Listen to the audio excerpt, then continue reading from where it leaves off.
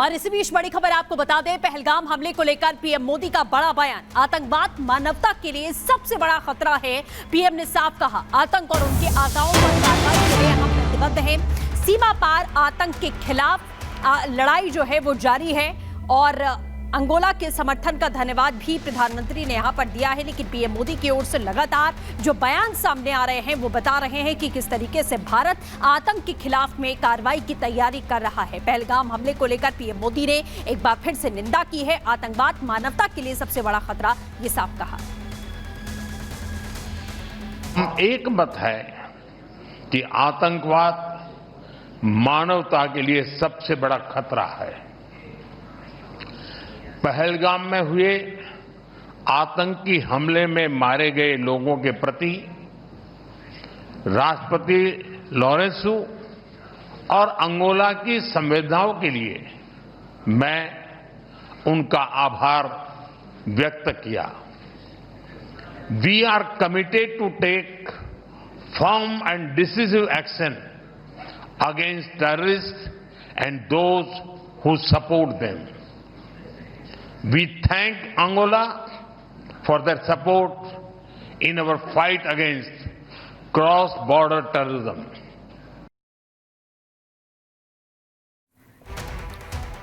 तो प्रधानमंत्री नरेंद्र मोदी ने साफ कहा है कि आतंकवाद मानवता के लिए खतरा है और उसे जड़ से मिटाना है। वहीं जम्मू कश्मीर के डोडा से बड़ी खबर आ रही है, जहां वीपीएन नेटवर्क को बैन कर दिया गया है। वीपीएन नेटवर्क से इंटरनेट इस्तेमाल करने पर पूरी तरह से रोक लगा दी गई है। सुरक्षा कारणों से एजेंसियों ने वीपीएन पर रोक लगाई है, क्योंकि जानकारी ऐसी भी है कि वीपीएन नेटवर्क का इस्तेमाल करके ही आतंकवादी आपस में कम्युनिकेशन करते हैं, जिस वजह से कई जानकारी नहीं लग पाती है कि उनके बीच क्या बात हुई है, किस मुद्दे को लेकर बात हुई है। यही वजह है कि डोडा जिले से एक खबर आ रही है, जहां फिलहाल वीपीएन नेटवर्क से इंटरनेट इस्तेमाल करने पर रोक लगा दी गई है। सुरक्षा कारणों से एजेंसियों ने वीपीएन पर बैन लगाया है। ये आपको तस्वीर दिखा रहे हैं। बाकायदा एक लेटर जारी किया गया है जिसमें यह लिखा गया है कि डोडा जिले में फिलहाल वीपीएन नेटवर्क का इस्तेमाल नहीं किया जाएगा और अगर वीपीएन नेटवर्क का इस्तेमाल किया जाता है, जो भी करता है उसके खिलाफ एक्शन लिया जाएगा। यूनियन मिनिस्ट्री की ओर से ये लेटर जारी किया गया, उसमें साफ कहा गया है कि वीपीएन नेटवर्क का इस्तेमाल डोडा में नहीं किया जाएगा, सुरक्षा कारणों को ध्यान में रखते हुए।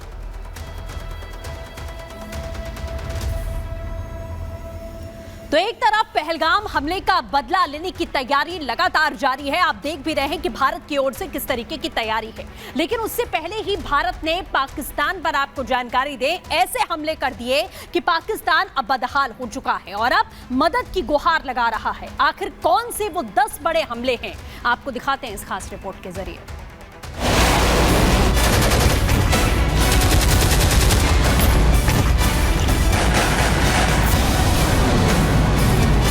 अभी तो हमला भी नहीं हुआ, लेकिन उससे पहले ही गिड़गिड़ाने लगा पाकिस्तान। ये तो अभी बस झांकी है, असली पिक्चर तो बाकी है। भारत का चौतरफा प्रहार, पाकिस्तान में हाहाकार। पहलगाम हमले के बाद भारत ने पाकिस्तान के खिलाफ वो एक्शन लिया जिसकी उम्मीद उसने कभी नहीं की थी, जिन फैसलों ने पाकिस्तान को हिलाकर रख दिया। आयात निर्यात पर रोक, सिंधु जल समझौते का निलंबन, अटारी वाघा बॉर्डर बंद, भारतीय राजनयिकों की वापसी, पाकिस्तानी उच्चायोग के कर्मचारी घटाए, सार्क वीजा छूट पर रोक, पाकिस्तान पर डिजिटल स्ट्राइक, भारतीय सेना को खुली छूट, पाकिस्तानी गोलीबारी का जवाब, पाकिस्तान के लिए एयर स्पेस बंद। ये वो फैसले हैं जिन्होंने पाकिस्तान को गहरी चोट पहुंचाई। और अब भारत ने पाकिस्तान के साथ कारोबार को भी बंद करने का फैसला ले लिया है। यानी अब भारत ना ही अपना कोई सामान पाकिस्तान भेजेगा और ना ही किसी पाकिस्तानी सामान को आयात करेगा। साल 2024-25 के आंकड़े देखें तो भारत से पाकिस्तान में $447 मिलियन का सामान निर्यात किया गया था, जबकि पाकिस्तान से भारत $0.42 मिलियन का सामान निर्यात किया गया था। पहले से ही बदहाल पाकिस्तान पर भारत सरकार ने ये बड़ी चोट कर दी है। दूसरा बड़ा फैसला सिंधु जल समझौते को रद्द करना था, जिससे पाकिस्तान भूख के बाद प्यासा मरने लगा। पानी की किल्लत ने वो असर दिखाया कि पाकिस्तानी हुक्मरान तड़पने लगे। इस दरिया से हमारा पानी बहेगा या उनका खून बहेगा। भारत की वाटर स्ट्राइक का ही असर है कि पाकिस्तान सूखे के डर से बिलबिला रहा है। सिंधु जल समझौता रद्द करके भारत ने पाकिस्तान को कैसे ठेस पहुंचाई, उसे भी समझ लीजिए। पाकिस्तान की 90% आबादी सिंधु जल पर निर्भर रहती है, मतलब 21 करोड़ की जनसंख्या इसी पानी पर निर्भर है। खेती और रोजमर्रा के कामों में इस पानी का इस्तेमाल होता है। 80% खेती इस जल पर निर्भर करती है। पावर प्रोजेक्ट में भी इसी पानी का प्रयोग होता है।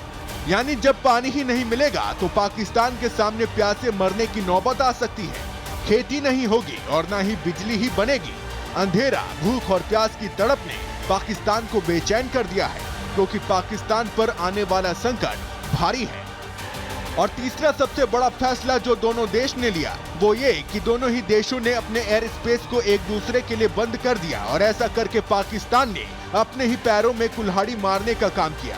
भारत के लिए पाकिस्तानी एयर स्पेस बंद करने और भारत में पाकिस्तान के लिए एयर स्पेस बंद होने से पाकिस्तान को आर्थिक तौर पर बड़ा झटका लगा है।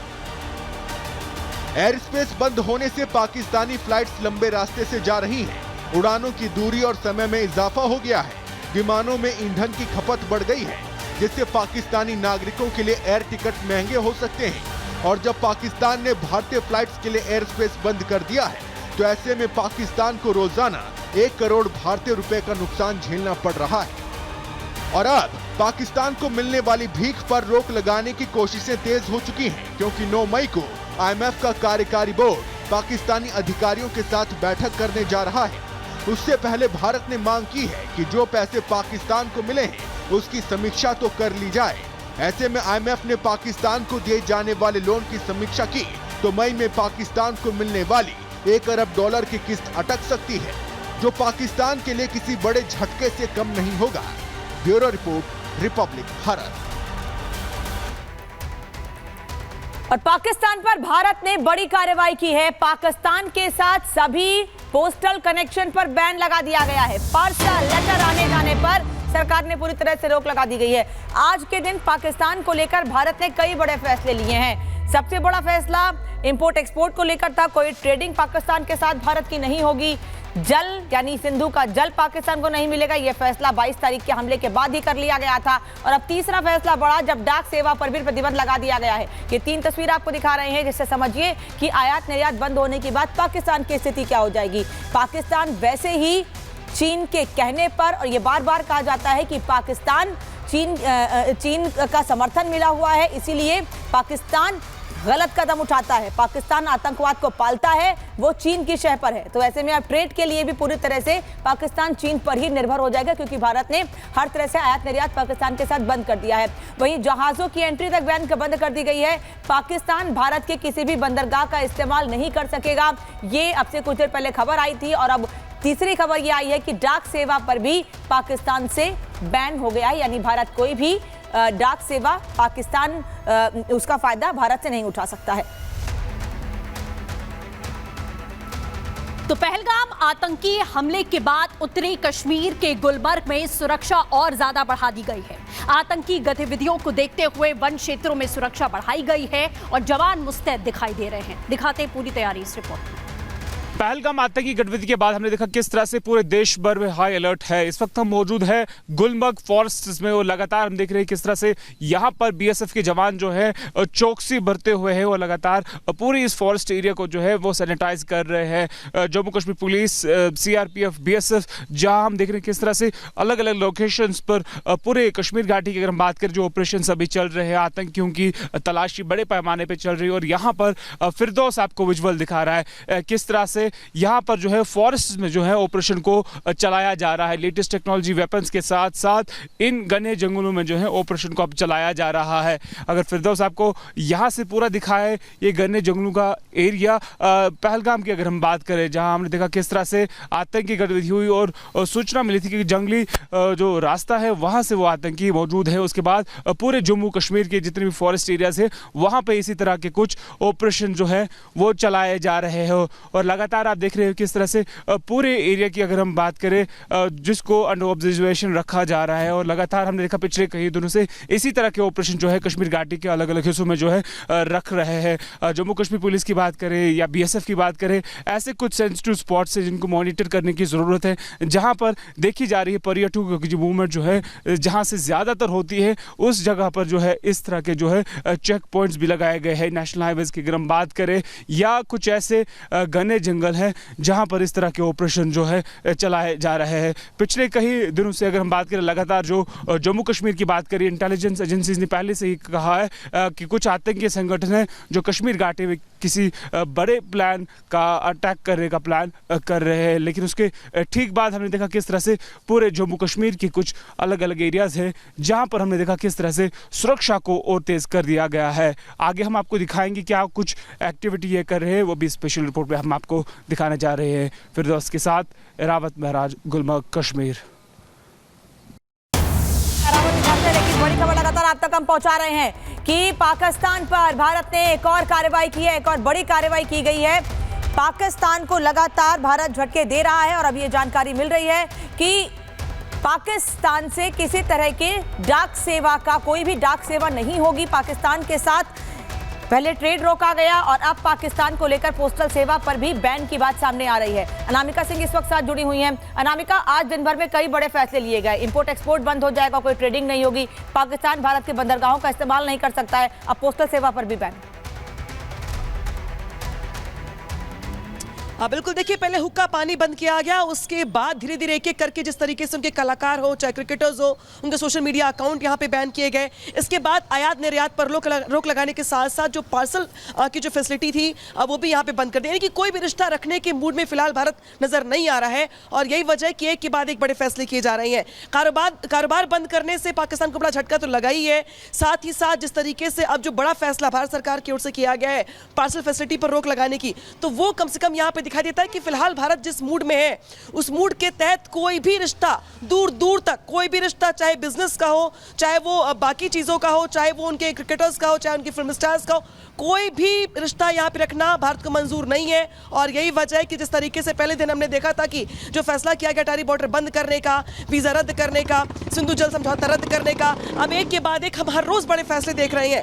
यानी कि एक बड़े एक्शन से पहले जिस तरीके से मोदी सरकार की ओर से एक जो रिश्ता है वो खत्म किया जा रहा है और बताने का प्रयास ये भी है कि कोई गुंजाइश दूर दूर तक नहीं है माफ करने की। और यही वजह है कि मोदी सरकार की ओर से हर उस रिश्ते को खत्म किया जा रहा है जो सदियों से चलता आ रहा है, युद्ध के हालात में भी चलता आ रहा है। लेकिन अब जिस तरीके से बड़ा एक्शन लेने को लेकर रणनीति बनाई जा रही है, सेना को खुली छूट दे दी गई है, तो इस बड़े एक्शन से पहले हर रिश्ता, हर कारोबार, आयात निर्यात से लेकर के तमाम वो बातें, तमाम वो चीजें जो जोड़ती हैं दो देशों को, वो यहाँ पे खत्म किया जा रहा है भारत की ओर से।